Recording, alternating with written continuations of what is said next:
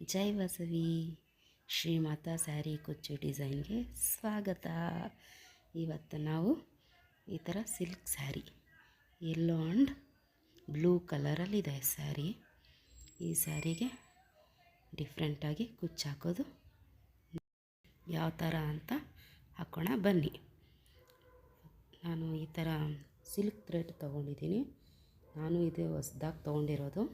ಯಾವಾಗಲೂ embroidery work ಮಾಡ್ತಾರಲ್ಲ ಆ ಥ್ರೆಡ್ಡೆಲ್ಲ ನಾನು ಮಾಡ್ತಾ ಇದ್ದಿದ್ದು. ಈ ಸತಿ ಇದು ನೋಡಿಬಿಟ್ಟು ನೋಡಿ ಈ ಥರ ಪ್ಯಾಕೆಟಲ್ಲಿ ಬರುತ್ತೆ. ಇದು ಬಂದು ರೇಷ್ಮೆ ಸೀರೆ ಮಾಡ್ತಾರಲ್ಲ ಮಗ್ಗ, ಅವ್ರ ಹತ್ರ ಸಿಗೋವಂಥ ಥ್ರೆಡ್ಡು.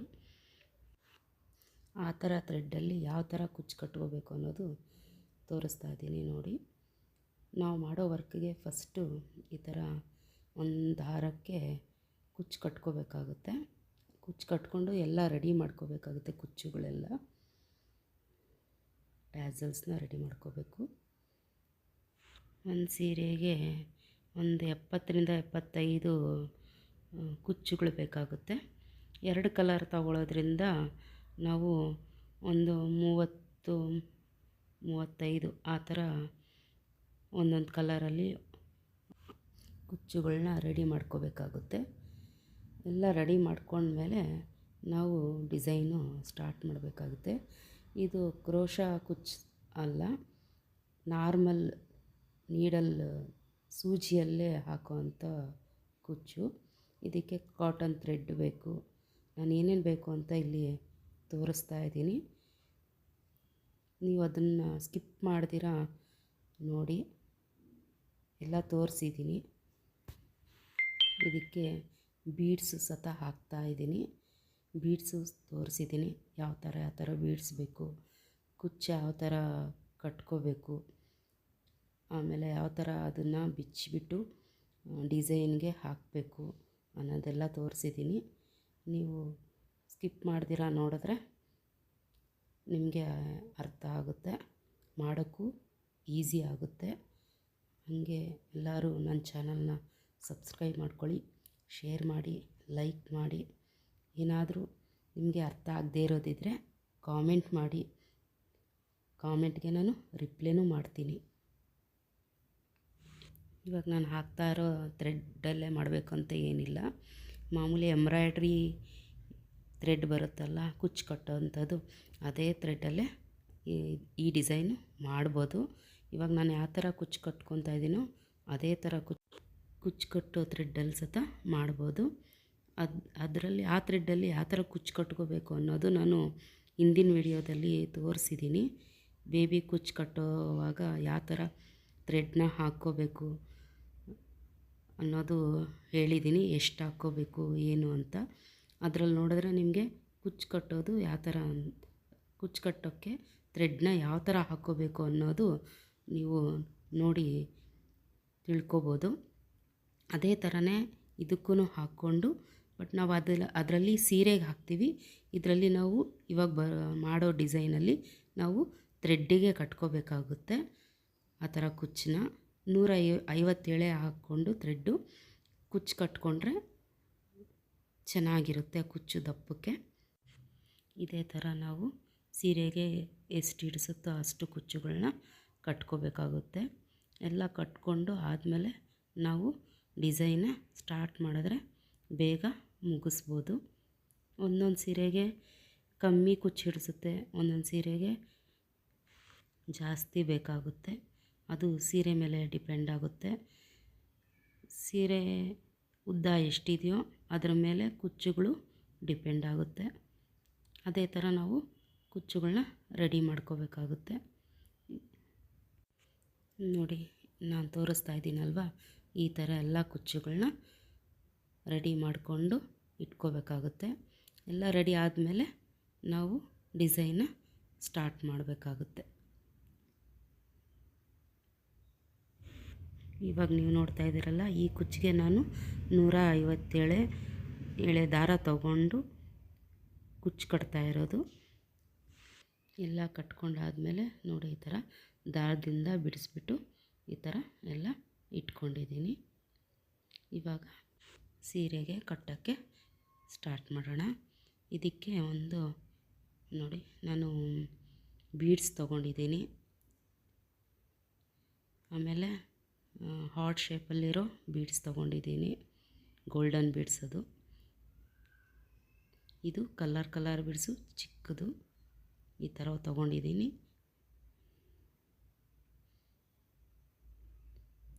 ಮತ್ತು ಕುಚ್ಚು ತೊಗೊಂಡಿದ್ದೀನಿ. ಇವಾಗ ಕಾಟನ್ ಥ್ರೆಡ್ ತೊಗೊಂಡಿದ್ದೀನಿ. ಪಲ್ಲು ಕಲರ್ ಏನಿದೆಯೋ ಅದೇ ಬ್ಲೂ ಕಲರಲ್ಲೇ ಕಾಟನ್ ಥ್ರೆಡ್ ತೊಗೊಂಡಿದ್ದೀನಿ. ಇವಾಗ ಸೀರೆಗೆ ಲಾಕ್ ಮಾಡ್ಕೊತಾ ಇದ್ದೀನಿ ಕಾಟನ್ ಥ್ರೆಡ್ಡಿಂದ. ಹೆಮ್ಮಿಂಗ್ ಸೂಜಿ ತೊಗೋಬೇಕು, ಇಲ್ಲಾಂದರೆ ಬೀಡ್ಸ್ ಎಲ್ಲ ಸೂಜಿ ಒಳಗಡೆ ಹೋಗಲ್ಲ. ಅದಕ್ಕೆ ಆದಷ್ಟು ಚಿಕ್ಕ ಸೂಜಿನೇ ತೊಗೋಬೇಕಾಗುತ್ತೆ. ಇವಾಗ ನಾನು ಏನು ತೊಗೊಂಡಿದ್ದೀನೋ ಆ ಬೀಡ್ಸ್ ಎಲ್ಲ ಈ ಥರ ಹಾಕ್ಕೋಬೇಕು ಒಂದೊಂದೇ. ನಾನು ಸೀರೆ ಎಲ್ಲೋ ಮತ್ತು ಬ್ಲೂ ಕಲರ್ ಇರೋದ್ರಿಂದ ನಾನು ಆ ಚಿಕ್ಕ ಬೀಡ್ಸ್ ಇದೆಯಲ್ಲ, ಆ ಮಣಿ ಹತ್ಸತನು ಎಲ್ಲೋ ಮತ್ತು ಬ್ಲೂ ಕಲರ್ ಮಾತ್ರ ಹಾಕ್ತಾಯಿದ್ದೀನಿ. ನಿಮಗೆ ಅಲ್ಲಿ ಕಲರ್ ಎಲ್ಲ ಇರೋದನ್ನು ತೋರಿಸ್ದೆ, ಬಟ್ ನಾನು ಎಲ್ಲ ಕಲರು ಹಾಕ್ತಾಯಿಲ್ಲ. ಈ ಸೀರೆಗೆ ಯಾವ ಕಲರ್ ಮ್ಯಾಚ್ ಆಗುತ್ತೋ ಆ 2 ಕಲರ್ ಮಾತ್ರನೇ ಹಾಕ್ತಾ ಇರೋದು. ನೋಡಿ, ಎಲ್ಲನೂ ಈ ಥರ ಸೂಜಿಗೆ ಪೋಣಿಸ್ಕೊಂಬಿಟ್ಟು, ಕುಚ್ಚನ್ನು ಪೋಣಿಸ್ಕೊಂಬಿಟ್ಟು ಸೀರೆಗೆ ಲಾಕ್ ಮಾಡ್ಕೊತಾ ಇದ್ದೀನಿ. ನಿಮಗೆ ಹೆಂಗೆ ಹಿಡಿಸುತ್ತೋ ಹಾಗೆ ನೀವು ಲಾಕ್ ಮಾಡ್ಕೋಬೋದು. ಡಿಸ್ಟೆನ್ಸು ನೀವು ಯಾವ ಥರ ಬೇಕೋ ಆ ಥರ ಇಟ್ಕೋಬೋದು. ನಾನು ಇಲ್ಲಿ ಒಂದು ಅರ್ಧ ಇಂಚು ಡಿಸ್ಟೆನ್ಸ್ ಇಟ್ಕೊಂಡು ಮಾಡಿದ್ದೀನಿ. ನೋಡಿ, ಇವಾಗ ನಾನು ಬೀಡ್ಸ್ ಯಾವ ಥರ ಹಾಕಬೇಕು ಅನ್ನೋದು ತೋರಿಸ್ತಾ ಇದ್ದೀನಿ. ಫಸ್ಟು ನಾನು ಯೆಲ್ಲೋ ಕಲರ್ ಬೀಡ್ ಹಾಕ್ಕೊಂಡಿದ್ದೀನಿ. ಅದಾದಮೇಲೆ ಹಾರ್ಟ್ ಶೇಪಲ್ಲಿರೋ ಗೋಲ್ಡನ್ ಬೀಡ್ ಹಾಕ್ಕೊಂಡಿದ್ದೀನಿ. ಅದಾದಮೇಲೆ ನಾನು ಪಲ್ಲು ಕಲರಲ್ಲಿರೋ ಬ್ಲೂ ಕಲರ್ ಬೀಡನ್ನ ಹಾಕ್ಕೊಂಡಿದ್ದೀನಿ ಚಿಕ್ಕದು. ಅದಾದಮೇಲೆ ನಾವು ಕುಚ್ಚು ಕಟ್ಕೊಂಡಿದ್ವಲ್ಲ, ಆ ಒಂದು ಕುಚ್ಚನ್ನ ಇಲ್ಲಿ ಸೂಜಿಗೆ ಪೋಣಿಸ್ತಾ ಇದ್ದೀನಿ. ಇದಾದಮೇಲೆ ಮತ್ತೆ ಬ್ಲೂ ಕಲರ್ ಬೀಡು ಚಿಕ್ಕದು ಮಣಿ ಇತ್ತಲ್ಲ, ಆ ಬ್ಲೂ ಕಲರ್ ಮಣಿ ಹಾಕ್ತಾಯಿದ್ದೀನಿ. ಮತ್ತು ಹಾರ್ಟ್ ಶೇಪಲ್ಲಿ ಇರೋ ಗೋಲ್ಡ್ ಬೀಡನ್ನ ಹಾಕ್ತಾಯಿದ್ದೀನಿ.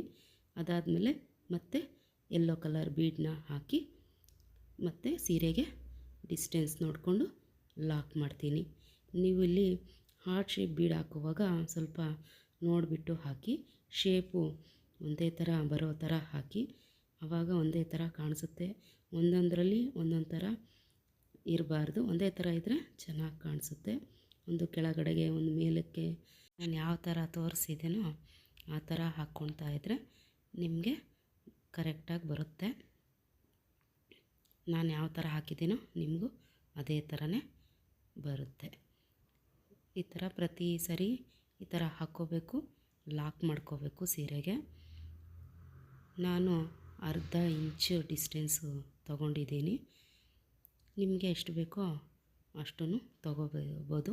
ಇದೇ ಥರ ಬರಬೇಕು ಅಂದರೆ ನಾನು ಯಾವ ಥರ ಮಾಡಿದ್ದೀನೋ ನೀವು ಅದೇ ಥರ ಮಾಡಿದ್ರೆ ಸೇಮ್ ಅದೇ ಥರನೇ ಬರುತ್ತೆ. ಇದೇ ಥರನೇ ಸೀರೆ ಪೂರ್ತಿ ಮಾಡ್ಕೋಬೇಕಾಗುತ್ತೆ. ಎಲ್ಲ ಮಾಡಿದ್ಮೇಲೆ ಚೆನ್ನಾಗಿ ಕಾಣಿಸುತ್ತೆ ಫ್ರೆಂಡ್ಸ್. ನೋಡಿ, ಬರೀ ಒಂದು ಕುಚ್ಚು ಎಲ್ಲೋ, ಒಂದು ಕುಚ್ಚು ಬ್ಲೂ ಹಾಕಿದ್ದೀನಿ. ಇದಕ್ಕೆ ಎಷ್ಟು ಚೆನ್ನಾಗಿ ಕಾಣಿಸ್ತಾ ಇದೆ. ಅದೇ ಥರನೇ ಸೀರೆ ಪೂರ್ತಿ ಹಾಕಿದಾಗ ಇನ್ನೂ ಚೆನ್ನಾಗಿ ಕಾಣಿಸುತ್ತೆ. ತುಂಬ ಈಸಿನೂ ಇದೆ, ಕಷ್ಟ ಏನಿಲ್ಲ. ನೋಡಿ, ನಾನು ಇವಾಗ ಇಷ್ಟು ಹಾಕಿದ್ದೀನಿ. ಯಾವ ಥರ ಕಾಣಿಸ್ತಾ ಇದೆ ನೋಡಿ, ಚೆನ್ನಾಗಿ ಕಾಣಿಸ್ತಾ ಇದೆ ಅಲ್ವಾ? ಇದೇ ಥರ ಸೀರೆ ಪೂರ್ತಿ ಹಾಕ್ಕೊಂಡ್ರೆ ಇನ್ನೂ ಚೆನ್ನಾಗಿ ಕಾಣಿಸುತ್ತೆ. ನನ್ನ ಚಾನಲ್ನ ಸಬ್ಸ್ಕ್ರೈಬ್ ಮಾಡಿ, ಲೈಕ್ ಮಾಡಿ, ಶೇರ್ ಮಾಡಿ. ಏನಾದರೂ ಡೌಟ್ಸ್ ಇದ್ದರೆ ಕಾಮೆಂಟ್ ಮಾಡಿ. ನೋಡಿ ಯಾವ ಥರ ಕಾಣಿಸ್ತಾ ಇದೆ ಅಂತ, ಚೆನ್ನಾಗಿ ಕಾಣಿಸ್ತಾ ಇದೆ. ಸೀರೆ ಪೂರ್ತಿ ಆದಮೇಲೆ ನೋಡಿ ಈ ಥರ ಇದೆ. ತುಂಬ ಚೆನ್ನಾಗಿದೆ, ಈಸಿಯಾಗಿದೆ, ಗ್ರ್ಯಾಂಡಾಗೂ ಕಾಣಿಸ್ತಾ ಇದೆ.